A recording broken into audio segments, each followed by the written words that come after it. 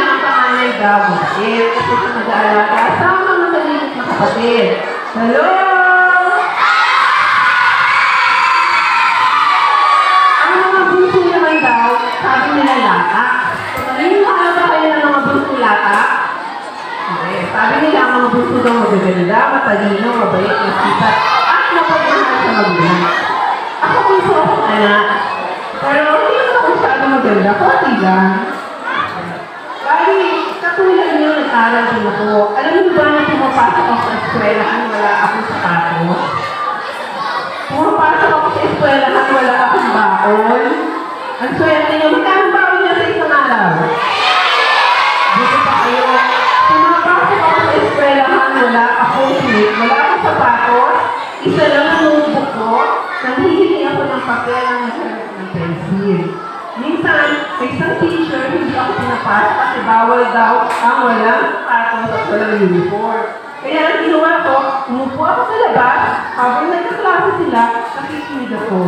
Ang swerte ng mga bata kasi hinahanap pa kayo ng parents nyo, binibig nyo kayo ng mga magagandang bagay. Ako, nalang sabok, wala akong baon araw-araw, wala akong almusal, wala akong pangkalian. Kaya napakaswerte nyo, kaya dapat mag-aral kayo mabuti. Maraming bata sa kalsada ang hindi nakakapag-aral. Walang perang magulang, pero gusto mag-aral. Kaya napakaswerte nyo, kaya huwag nyo sayangin ang pag-aaral at pagmamahal, pag-aaral dahil binibigay nyo. Ayun ang mga magulang. Tingnan mo ako ha, pumapasok ako, wala akong baon. Wala akong kain sa umaga, wala akong sapatos. Wala akong uniform. Wala akong bag. Napakaswerte nyo. Mahirap lang kami. Kaya siguro naging advocacy ako na kung may nakikita ako ng mga bata. Pero ito kung ano pera ha, mahirap lang din ako hanggang ngayon. Wala akong pera, wala akong masyadong pera. Pero pag meron akong maliit na bagay na pwede ibahagi namin sa mga bata. Kasi meron akong kakalasan na walang-wala talaga ako makain. Kaya napakaswerte nyo, mag-aral kayo mabuti. At mahalin niyo ang inyong mga magulang para pag makapagtapos kayo, sila naman ang talagain ninyo. Meron ako isang anak, natapos siya. Scholar siya na isang university sa Panawan. Ngayon, maganda yung trabaho niya. Sabi niya, Mami, ano kung pinagagawa mo? Hindi na niya sa bahay, kumain na naman niya matulog, pero hindi mo magawa kasi parang gusto niya maging productive. Sana, paglaki ninyo, ganoon din na sabihin sa mga parents nyo. Mami, Daddy, huwag ka lang magtrabaho, huwag ka lang kumuha sa bahay ako na lang, ako naman. So, dapat naman sila sa mga inyo, pinag-aaral kayo ngayon, mag-aaral kayo mabuti. Hindi din kayo ng magagandang bagay, makalagahan ninyo. Dahil maraming bata at hindi nakakapag-aral, walang pera, walang makain, walang sapatos, walang kahit anong dahil na naranasan ko. Kaya napakaswerte ninyo. For sana, yung aming handog ay bilang paalala na minsan wala akong ganon sa bata. Minsan hindi ko naranasan na makabili ng ganon. Napakaswerte. Sana pagkamunta ninyo, pasensya na kayong malinis na bagay lang siya. Sana matuwa kayo. So, ano na ba tayo? So, yung mga mami, alagayin yung mga anak ninyo. Napakaswerte ng mga anak ninyo kasi hindi ako, namuwan kasi dahil ang family namin mahirap lang. Wala talaga kami. Naranasan namin hindi kumain, kaya kayo mga bata, pag may bakong kayo, ubusin ninyo dahil maraming nagugutom. Okay, kids? Okay, kids? Nakakain ba kayo mabuti? Yes or yes? Yes or yes? Anong major? Anong major? O, pag nakasulubong niyo ko, Miss S, alam ko na nakasulubong kayo o naging mahali kayo ng mga bagay at mga sigay na pulutan. Basta magsisimula na tayo. Ito, tayo ito na tayo ano, kakayanin mga pagkakas teachers natin. So, sir, yung aking mga bakit.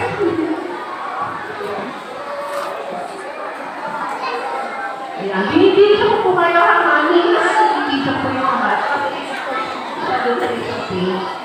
So, ayan. So, please, pwede na I need your help para po sa mga bata. Naliliit na bagay lang po siya ha, pero sana makabalik ulit ako sa inyo na mas elevated na yung maibigay ko sa kanya. So, magsusimula tayo sa finger.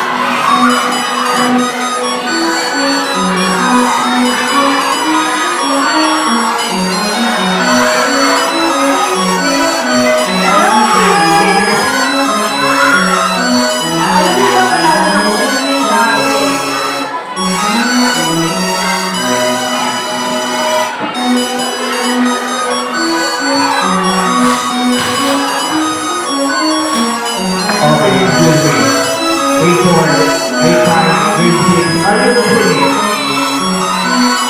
Are you listening? Okay. May I request everyone to please keep your mouth? Okay. 4, 5, and 6.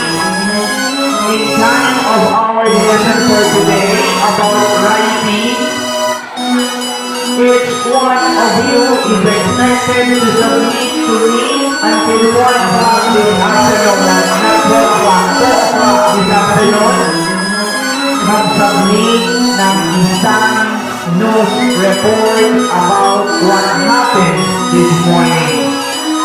You're going to submit to me a news report about what happened this morning.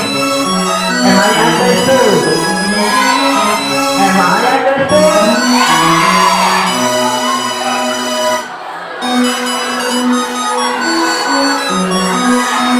Ang wala may submit ay magpipirmahan tayo na para pagdating ng grade ng third quarter may ebidensya ako.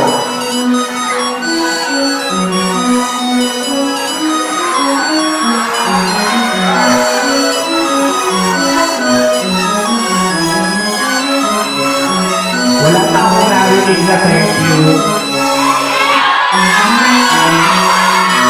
Hoy, dito sa unahan.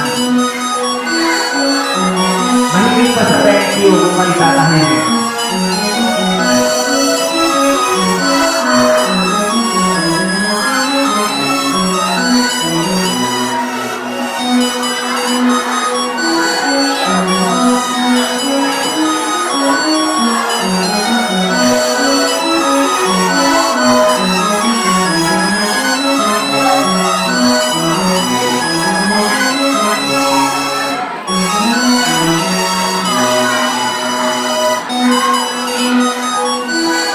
Okay, please.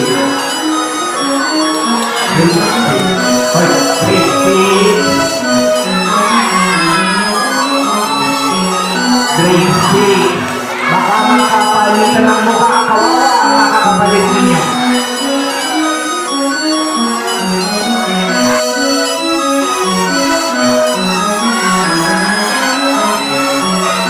Grade 6 na ba?